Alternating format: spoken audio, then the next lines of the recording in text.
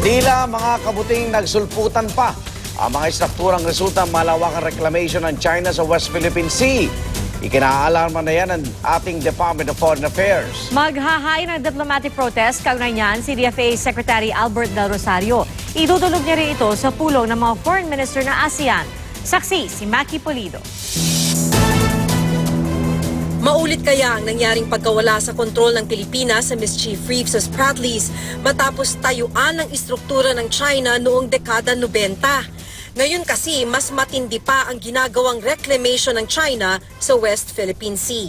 Patunay ang mga litratong ito ng Philippine Air Force sa Makinan, Burgos, Mabini, Cuarteron at Fiery Cross Reefs na nasa continental shelf at 200-mile exclusive economic zone ng Pilipinas.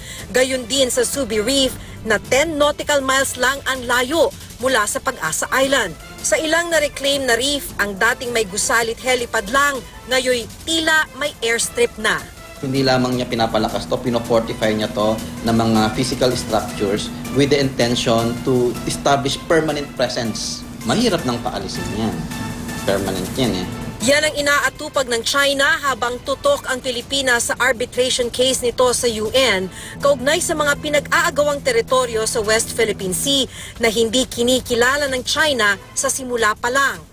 Even if the International Arbitral Tribunal renders decision in favor of the Philippines, the dilemma is how can we ask China to remove all these structures, reclaim structures, diba? Who will compel China to follow the decision of the court. Ikinaalarma ito ng DFA. Magsasampa ito ng diplomatic protest kahit pa alanganin ang sitwasyon ng Pilipinas dahil sinisikap nitong makipag-ayos sa China. But certainly we're taking a position in terms of registering the necessary protests and consulting with our international partners.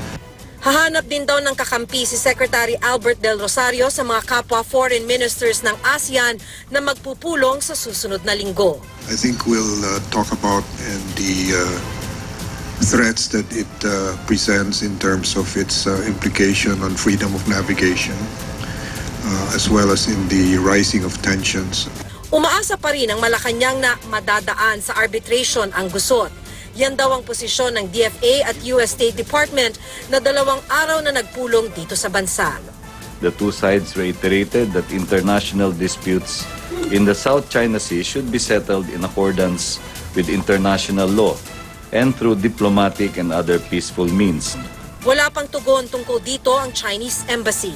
Ako si Maki Pulido, ang inyong saksi.